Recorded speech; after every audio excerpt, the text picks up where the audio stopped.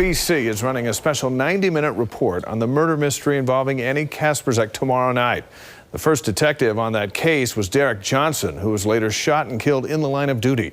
But as news specialist Alex Cabrero reports, he's not forgotten, especially with something new to help remember him. Alex? That's right, Dave. It was just finished last week, and it's upstairs here at City Hall inside the police department. We're going to show it to you here in a minute because we noticed when people saw it for the first time, they stopped, stared, and remembered. Well, this is our way of remembering Derek. For the past 8 months, He truly is never forgotten. this conference room at the Draper police station was known as the Derek Johnson Conference Room.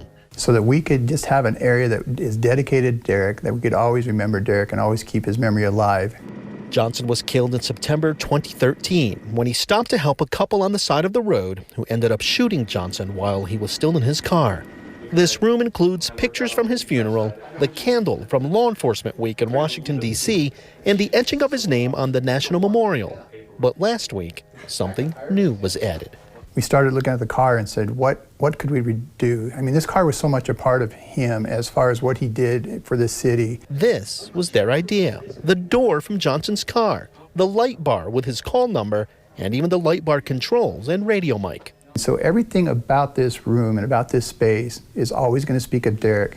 They even wired the light bar to the controls so the lights flash. We do tours all the time for scout groups, for the public, and different things. And what a great way to always talk about Derek is when we bring in a tour of scout kids, we can turn on the light bar, which they think is absolutely wonderful, and it gives us opportunity to tell them a little bit about Derek. It also gives them another opportunity to always remember the kind of officer, the kind of man he was. Remember, that tragic day, he stopped to help out a couple people on the side of the road. He could have easily just driven by and not cared, but that wasn't who he was.